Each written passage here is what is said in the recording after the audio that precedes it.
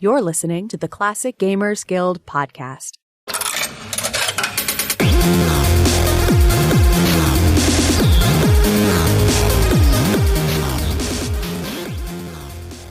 Hello, everybody, and welcome back to the Classic Gamers Guild podcast. I am Rick, and I'm here with Anna. How are you doing this week, Anna?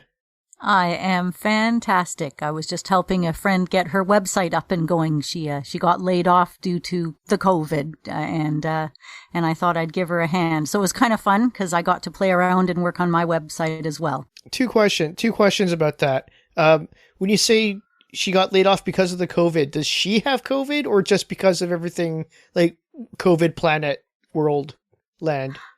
Oh, yeah. No, she doesn't have it, thank goodness. No, it was just everybody was laid off that was working for that portion of the company. Gotcha. Yeah.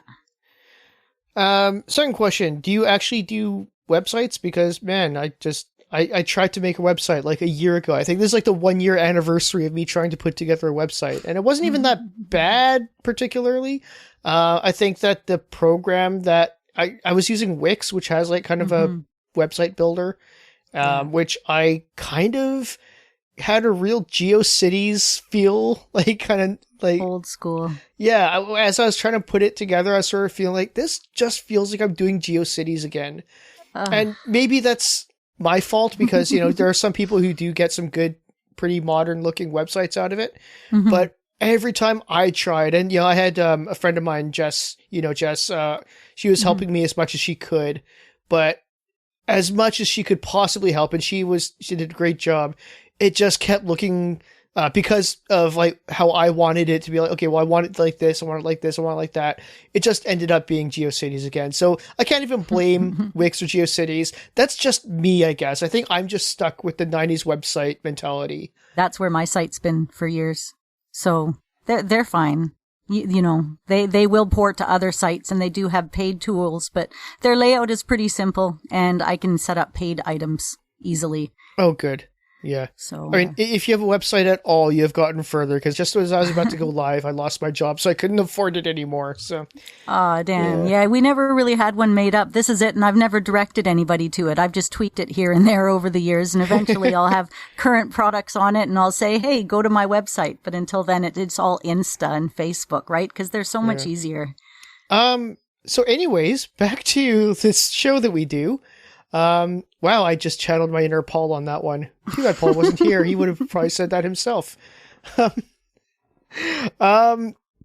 So, as everyone knows, we are big fans of Sierra and LucasArts. That's kind of almost all that we really talk about on the show, even though we're not in any way limited to just those topics. But, you know, we do need to diversify, and sometimes that does mean a plummet in listens because, you know, our bread and butter audience are Sierra and LucasArts fans. But, you know, our numbers have been kind of hurting a lot since COVID anyway, so we might as well take a few steps away from what we are generally comfortable with. And we decided, hey, let's think of a few games that we could recommend to people that are neither Sierra nor LucasArts.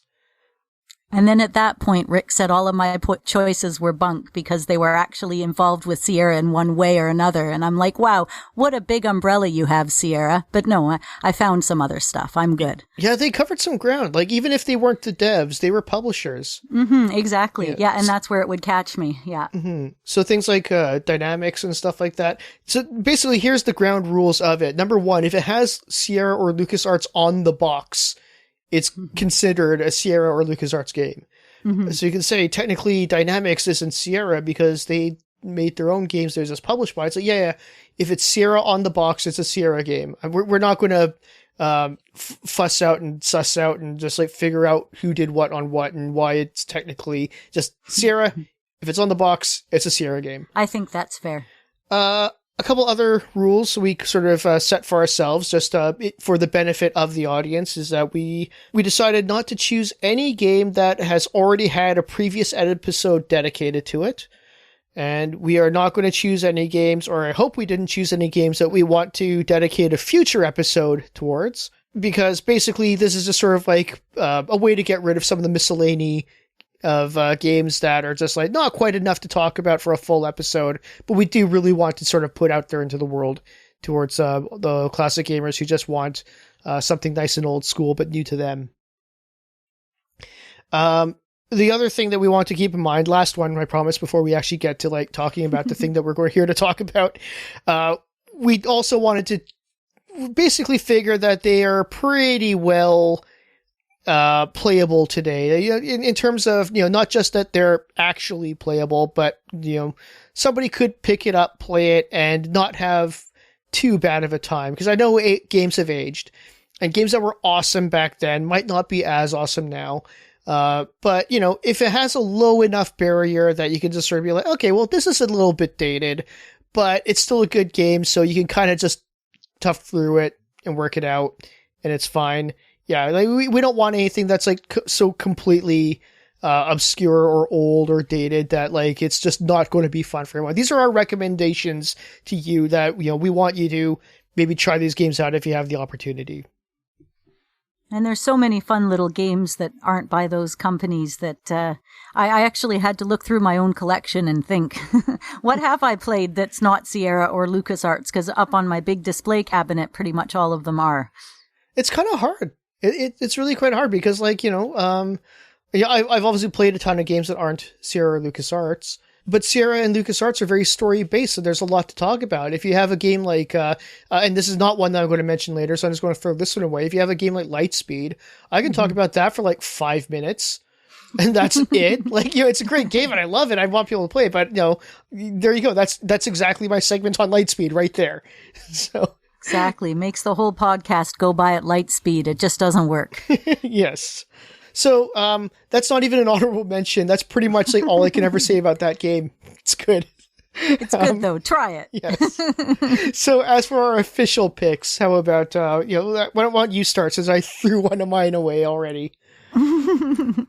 Well, I mean, one of my picks is Toonstruck. Now, I've brought it up before, and that's why I say it's a game that's allowed a little bit of an honorable mention once in a while, but it's not enough of a game for a full episode, and I say that because it was never really completed. But anyways, it's not done by Sierra or LucasArts. It's developed by a company called Burst Studios, and it was published by Virgin Interactive Entertainment. So it came out for DOS in 1996, so kind of the end of the came out on DOS era.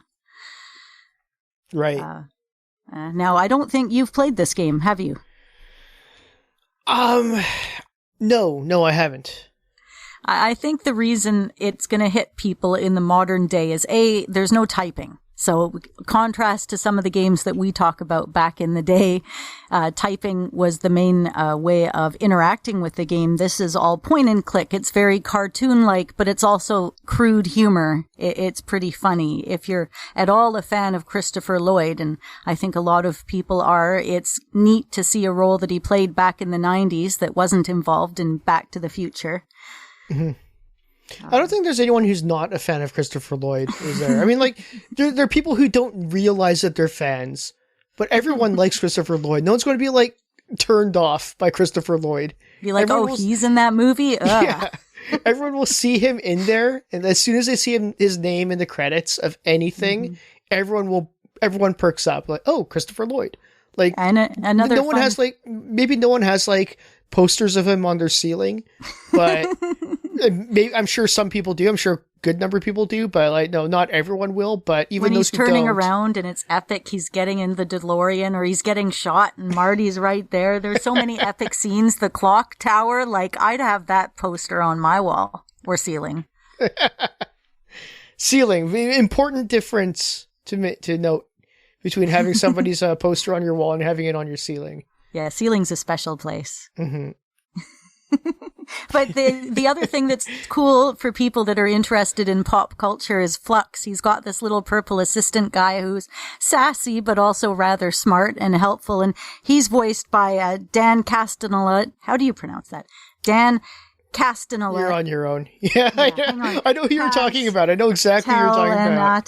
Castellaneta. He's voiced by the guy that plays Homer, Dan Castellaneta. I think that's how to pronounce it. So, which is fun because he's really good at voices and the character's really great. And the two of them have this chemistry while you're playing the game that makes it a lot of fun. You just want to see what all the interactions are between them. And you get to control each of the characters. So you can control Flux and get him to do things that the live action Christopher Lloyd won't do. So it's just, it's super fun controlling them.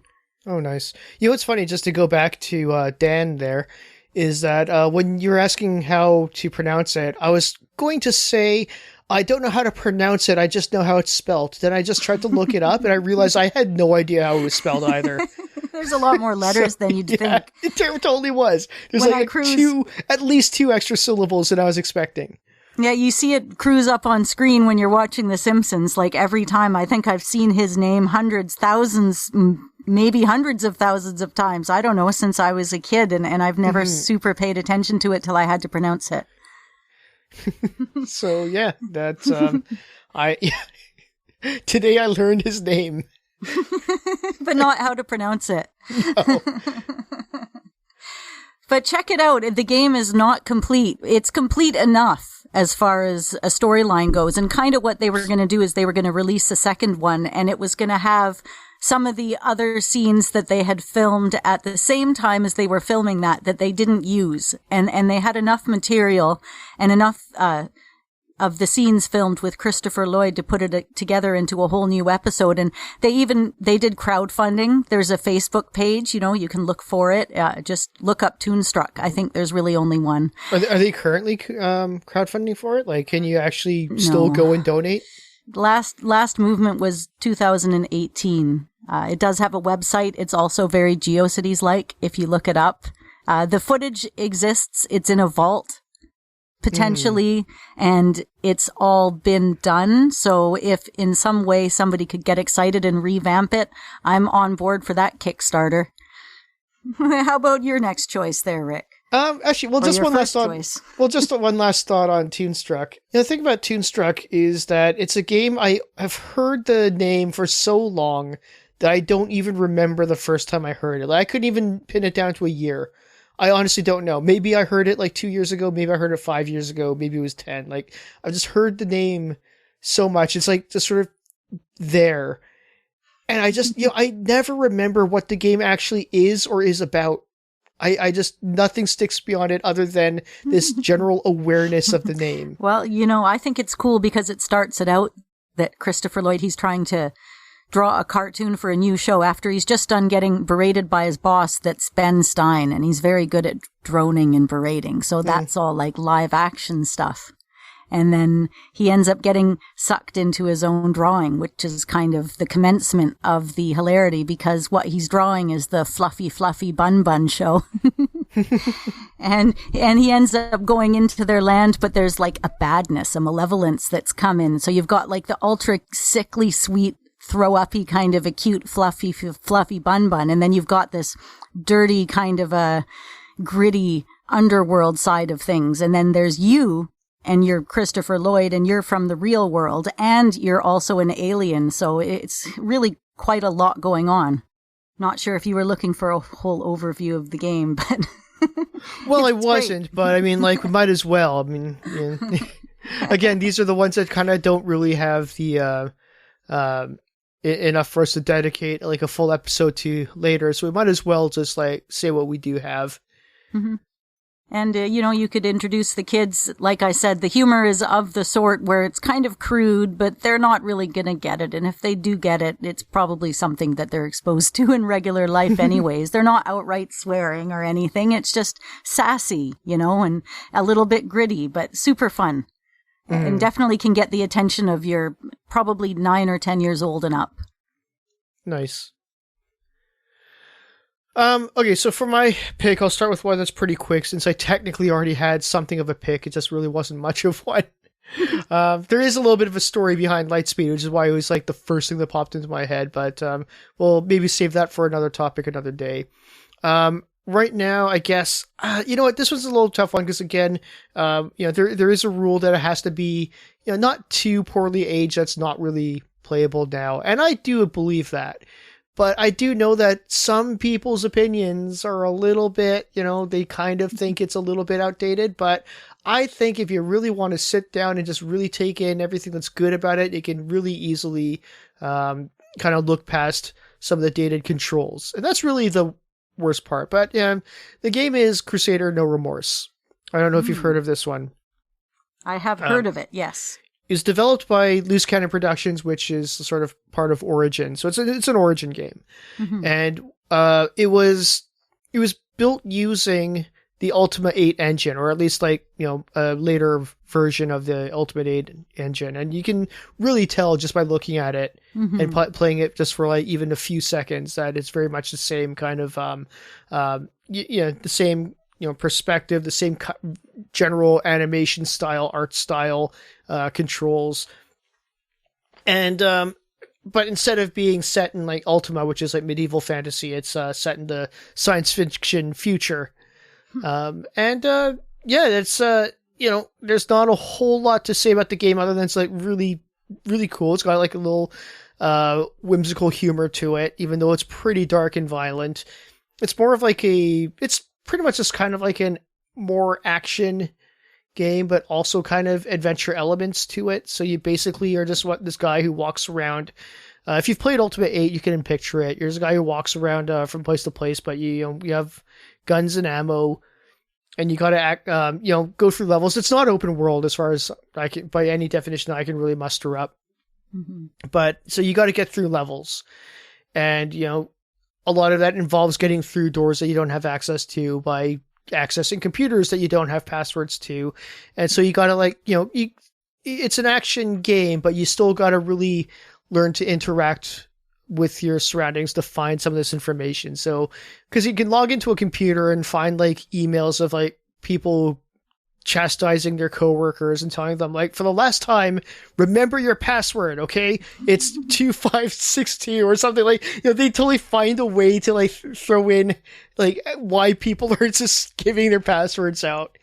And that's what you got to remember. And and it's a total, I can't remember if they record it for you. I kind of basically remember writing everything down myself, which I think is really cool. I miss games that kind of make you do some of the work. And just sort of hey, that's important information. I might need that later. So I have to write that down, which is what I love. So, so you do eventually go to find the computer of that one guy. And it's okay, well, what's the password? And you have to have checked that email from the previous room and stuff like that.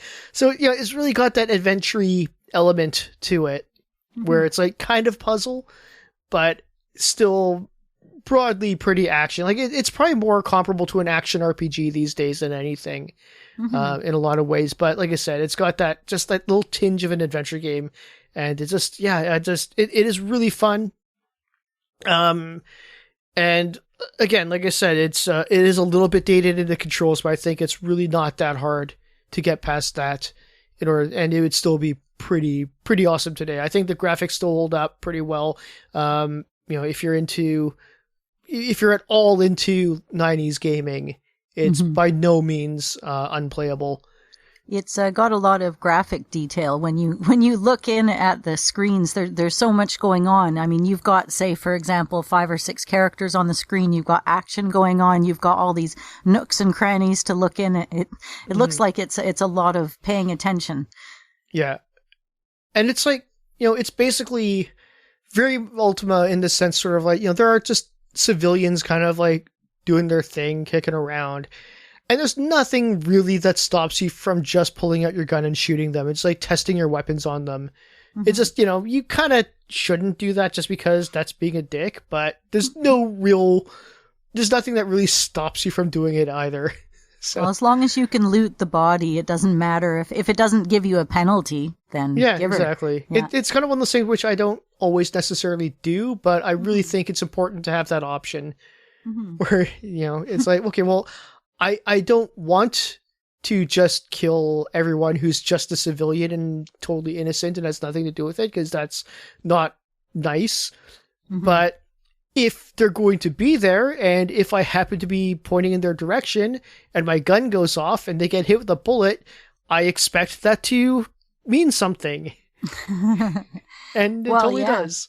It's got, I mean, I like the games like that where it shows environmental damage too, where you're like, yeah, not only am I roasting you, but I'm messing with like the stuff around you because of what's happening. And I think that's pretty cool. Mm-hmm. Here's some interesting, because, I didn't really have very much to say except for it as a game, but just for like important information and trivia, I have the Wikipedia page up here. So I'm totally cheating. I didn't actually have this like stored in my brain or anything. But here's an interesting thing is that there are actually some really cool, or very subtle, I should say, which I think is cool, subtle nods and references to games like System Shock, BioForge, and Wing Commander. So whether or not you want to interpret that as sort of putting it into the same canon, there's something to, there's an argument to be made. But I think it's just kind of cool that there's like, it's always, especially in the 90s, it was really cool to see these little references to other worlds and games and universes. Man, there must be this whole universe of connected games. I'm picturing that GIF with the guy with the cork board covered in different things all connected up with threads and pins. And, you do that with all of these games that reference all the other games and how it becomes part of canon or, be part of the same world. It would be one hell of a big board to work with. Oh, God. Speaking of which, have you ever heard of Saint Elsewhere? You know about this one, right? Mm-hmm. Yeah, where like the TV show Saint Elsewhere ended with the entire series having taken place inside the mind of an autistic child. Right. My grandma used to watch that show. I haven't even heard anybody talk about it in years. It's just taking me a second to recall why I know it. I only know it because of that one thing. I only know it because of that one thing, because that's become infamous now. Because there were references and crossovers and stuff like that happened within the show. So people determined that, like, well, if this show entirely happened in an autistic child's head, then therefore those shows must have also taken place. And like they basically went down this rabbit hole to see like, okay, with all the cameo appearances, all the references people make in their shows, all the Easter eggs and all that, how much of our fictional universe is actually the construct of an autistic child's brain.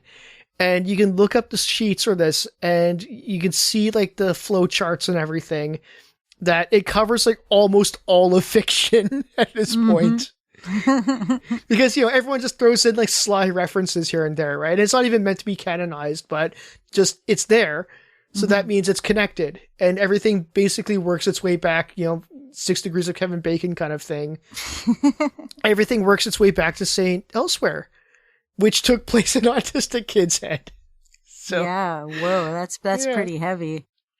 Just throwing that out there just to like, you got to look into that if you haven't gone to that rabbit hole yet. I guess one last thing to say before we move on from Crusader, though, one last little interesting trivia here is that the game, at the time it came out, by the way, there is a sequel, No Regret. You can play either one of them. I think they stand alone pretty well. So whichever one you have access to, just play it. I think they sell separately on GOG. But anyways, the first one, No Remorse, was written in C++, and therefore, apparently, it could not be ported straight to consoles. There is a port to PlayStation and Saturn, and those actually had to be rewritten from scratch in the code. Is that why it was 2 years later? I was wondering about the discrepancy. That probably is. Yeah. Yeah, because they basically had to reassemble it from scratch. Wild. Yeah, that's pretty wild. And the fact that it only came out specifically for Saturn and PlayStation 1, that's pretty cool. That is, when did this come out, talking about email and stuff? Oh, okay, 1995 for DOS, so it was really cutting edge. Yeah, probably like, it was 1995, so that was definitely like, I don't want to say too ahead of its time, because, it was a couple years after Syndicate, which was also doing some pretty similar things, but it was still a novelty. Like, the novelty hadn't worn off yet. It was still pretty fresh at that point. It amuses me that the sequel was put out in 1996, which is 1 year before the ports came out. Yeah. So I wonder what year the ports came out for the other one. Then maybe they were able to speed it up a little bit for the next one, I hope. Could hope, but I wonder. Let's take a look at which platforms. I don't think it was. It was not only released. MS-DOS. Yeah, it was not released on anything else. They're like, we're not doing that again. That was bullshit. We did that once.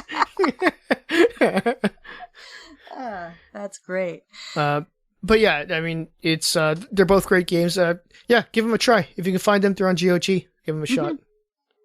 Yeah, that looks like fun.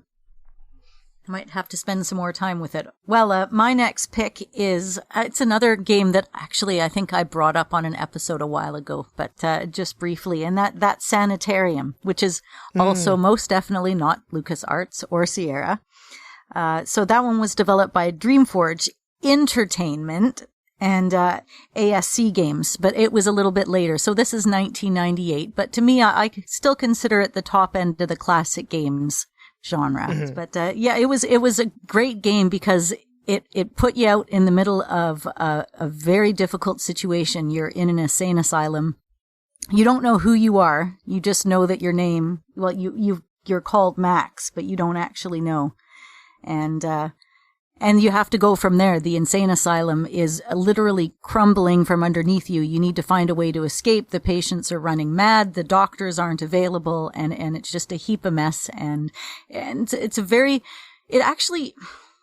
got a kind of a cool overhead look. But then when it focuses in on the videos, it's got like a grainy, it's like a cross between cartoon and claymation. It was that almost 3D thing that they were doing in the late 90s. You know, to me, I mean, even going back and playing the game now, it still looks really realistic and cool. Was it FMV though?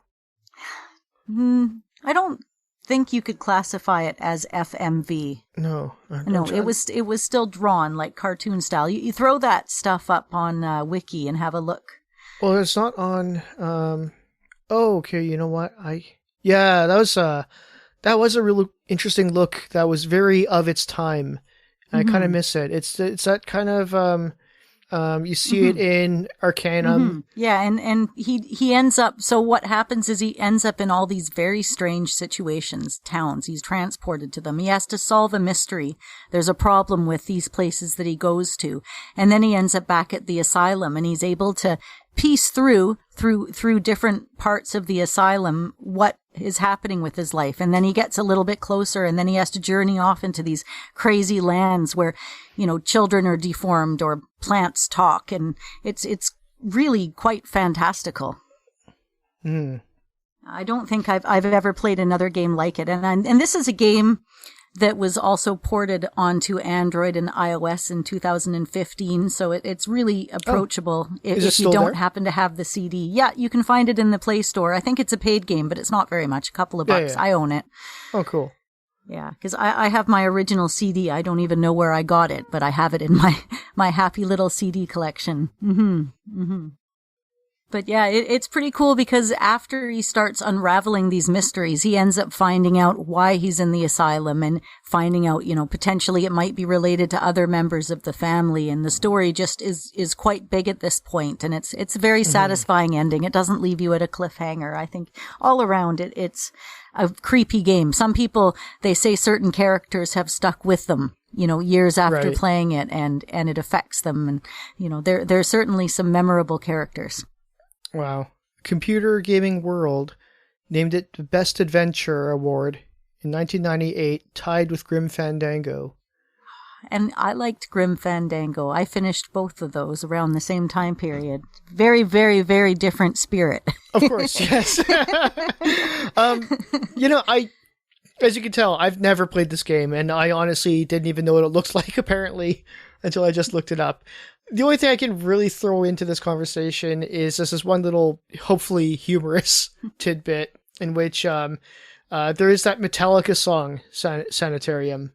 Yes. And every time I see the game Machinarium get mentioned, I always hear it in my head, Machinarium sang like Metallica singing Sanitarium, right? It'll be like, Machinarium. But that doesn't happen when people talk about Sanitarium. It does not ring in my head the same way, even though that is literally the same as the actual Metallica song. I just don't hear it sung out in my head the way Machinarium does, which is a completely different word. Yeah, that's for sure. So yeah, that's my last choice. You know what? Pick it up, play it. It's an adventure game. You walk around, you point things, you click things. There's little videos in between things to reward you for doing the things that solve mysteries. So super rewarding, super linear. I don't think the puzzles are very Moon logic. And, you know, I was able to finish it all the way through without a hint book back in the 90s. So go out, give it a try. Okay, so there's a couple that I want to mention, but I think I only really have time to go one more on this one for time. But so I went with the one which I think is, well, I mean, I know is definitely lesser known. And for a while, I actually was pretty sure that very few people know it. I mentioned it recently in the guild, and a few people chimed in saying like, oh yeah, they remember the game was really good. And not only that, but I also saw some people in the same thread mention it independently of me before I did. So, you know, I don't always read all the comments before throwing in my 2 cents. So when I went and looked back, I was sort of like, oh, I was not the first person to mention this. But I think you've actually watched me play this one, Castles by Interplay. Yeah, I did see you play that one. Yeah, I played it like once on Twitch, and that's pretty much, it's a very simple game. It's really, I find it really replayable, but I think that, you can only really play it once on Twitch and people get the point. So it's kind of a style of game that I'm not sure how well it would do in today's market, but I think any classic gamer that goes back to it should probably have a pretty easy time. If anything, a little too easy, because the combat system is basically a non-factor. They really needed a better combat system than that, because you basically just throw out armies, and as long as you have like more than their armies, then you win. It's just like it's so basic and so rudimentary, but that's not even really the fun part of the game anyways. It'd be great if it was a little bit more fun, so that could be one of the fun parts of the game, but the real meat of the game is basically building a castle, hiring the people to do it. You're basically running the kingdom as they build this castle. So you build it segment by segment, assign workers to work on it. You got to buy them food. You got to tax them so that you can afford to buy them food. Wow, that just sounded like such a dickish thing now that I said that out loud. That's what playing Civilization is all about. So, yeah. But the best part is that you have messengers that come in and come to you with like story plots. And they just tell you this thing happened, and it's basically choose your own adventure from there. But that's really kind of the fun part, because you got to handle all this stuff while you're trying to get your damn castle built. So it's really cool. I mean, again, it's very simple. That's all I can really say too much about it. Came out 1991. It's Interplay. If that tells you anything, it should, because Interplay does really good things. But again, it's just not a genre that really has any real mainstream appeal today, but because it's just it's way too basic for a lot of what RTS, which is the closest genre I can really put it close to. I don't think a modern gamer would really be able to go back to it very well, but a classic gamer, I think, would have a lot of fun with it. Yeah, when I watched you play that's how it occurred to me. It felt like you were playing a text-based game, but instead of having to answer in text, it was multiple choice. So that simplified it a bit, and I liked that it had the stories then, and it wasn't just like, okay, you're going to build and you're going to do this. I think there was some resource management. It was fun. I liked watching you play. I'd totally check that out. And that is about all I can say about Castles. Well, it's not in your usual genre. When I see you play games, that's not one I've seen you gravitate to as often, at least not when you're streaming. Mm-hmm. Well, like I said, I think it really only has about one Twitch stream worth of streamability, because, sure, it's fun for me to play for hours and hours. I still go back to it, but it's not going to be very fun for people to watch me to play it hours and hours. It's really cool, just like little things like, I guess combat's a little bit cool just because once you have like walls built up, you can just kind of There's some very basic rudimentary strategy. If you want to just like have all your infantry up front and just like slaughter people before they even get to the castle, or you can like wait behind the wall so that when the so archers can pick them off as they're trying to like get through your moat. And then once you reach the walls, your people will dump burning oil on them. So there's basically only like a couple left by the time they finally get to your infantry, and you just chop them down. So there's something there. It's just, it's clearly needed to be a little bit fleshed out, and then it'll be fine. It'll be better, I should say. It was the beginning of great things. I remember the first time I really got familiar with Interplay would have been Stone Keep. I remember I loved the big box for Stone Keep. I always thought it was so cool. The skeleton on the front looking all like deadly. And actually, I think there's a copy of that game at my local Epic Game Store right now. I've just been watching it for the last few months. Oh, nice. Yeah, nice game box. So, I guess I didn't like it enough to want to rebuy it again at $40 for the box, but Interplay did some good stuff. That was a fun game. It was a little bit outside of my genre at the time, and it pulled me into that type of gaming for role-playing and such. Mm-hmm. All right, and do you have one more pick to go? I do have one more pick, and I'm bringing this up because in the Classic Gamers Guild, it has been brought up. People are looking at games that are fun to play now and fun to play with the family, as in, I mean, not necessarily side-by-side multiplayer, but hot seat multiplayer, which is what I'm looking at here. And my choice is Heroes of Might and Magic 3. Right. Yeah, and all of its expansions. Go to GOG, get it complete, right? It's 3DO. I think Ubisoft had some work in there later. They popped it onto Linux with Loki software. They've got a good group. They've done some good stuff. It runs smooth. Now, here's the thing. I play it. My husband plays it. My kids play it. And my dad has been playing nothing but Heroes of Might and Magic 3 for years. So it really is a game that keeps exciting year after year because it's random map, right? So even if you've played through all the story, you can just keep randomizing and the game's new every time. Oh, nice. There's like even a map builder in there, isn't there? So you like design your own. There is. That's like the one thing I actually know about this game. My son liked to do a lot of that when he was younger. Now, here's where we lucked into it because there was this Heroes of Might and Magic app. Now, I'm going to say this and people are going to get excited. Don't get too excited. It was out on the Amazon App Store about 8 years ago. Now, I have it because I've been able to keep my copy, but it's a lovely little app version that helps kids figure it out. So my son, when he was about 3, he couldn't read yet, but he got this app and pretty much got the basic of how to play Heroes of Might and Magic. And he's been playing it ever since. And gosh, when you're playing hot seat with him, he just takes over. And you know you do your job right when your kids can kick your butt at the video games that you're supposed to be good at. So right. Yeah, I highly recommend it. And for those that aren't familiar, this is a game where you have a castle and you have to manage it. You have to manage your resources and upgrade your castle. I'm sure so many of you have played it by now that you don't need to hear the description, but it's great. You go around and you collect things. It's instantly rewarding. And if you really, really, really just want to be left alone to get the lay of the land, give yourself 1 or 2 enemies and make them weak. And you can pretty much go around and do whatever the heck you want. Give yourself a large map and you've got hours of fun. So something for everything in this gem from 1997. Right. Yeah, I definitely haven't actually played it myself. But wait, did you say 97? I think so, yeah.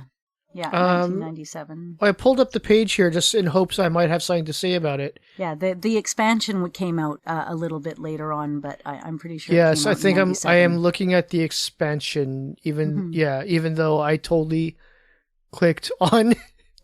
Wait, this is a really confusing Wikipedia page.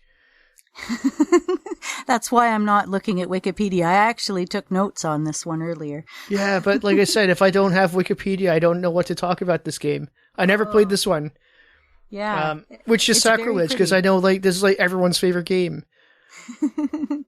And simple. Even if you don't know what the heck you're doing, you go around clicking on things and upgrading things because gosh knows we all know how to do that. Until you have like better stuff and then you can kick people's asses so they don't get better stuff first. Great. Like for me, I like to build the capital first. So I usually, unless I have something immensely pressing, I just spend my first few turns getting everything built so that I can get my capital, because then you're getting like $5,000 a turn or whatever. Mm-hmm. And then I start working on everything else. I find it confusing though when you have a bunch of horses and a bunch of guys to manage, and all of a sudden the game gets really big, you know, especially when you have a full map and you've got 6 or 7 teams that are up against you. And sometimes I end up falling apart a little bit when it gets quite big. My son is really good at keeping things together and managing multiple units, but it's hard too when you have to manage another castle and you're trying to upgrade troops everywhere, but satisfying. Years of fun there. Apparently, yeah. I'm still going strong today. It is, yeah. And I think people play it online. It's got a whole following. And there's not a day that doesn't go by that Heroes of Might and Magic 3 or Civilization 3 or Panzer General 2 are not played in this house by somebody. Fair enough. All right, so we are out of time. Anna. All right, that's it for us tonight. That was a lot of fun. I'm sure that there's lots more games out there that are not done by Sierra or LucasArts. Is there one that you like that you want to tell us about that perhaps we haven't mentioned yet? Throw us a line. You can find us. I'm pretty sure we covered it in our 6 games. Yeah, that's it. There are no other games that aren't made by them, so It's all right. No, everything else is theirs. But if you do have an idea, you can always find us on Facebook. We have a page and a group. You can give us a tweet out at the CG Guild. Email us, mail@classicgamersguild.com. Thank you so much, listeners. You make it worth it because we know that somebody cares about what we have to say. It's nice to hear that there's somebody out there that does. I really want to also thank everybody on Patreon for making the show possible, especially everybody in the extra special thanks tier. And that's Jay Holmes and Mark Fillion. Thank you, guys. I also want to say a thanks to Jude Gore, who is a new Patreon subscriber. Thanks to you for making the show possible. And that's it for us. Don't do a murder.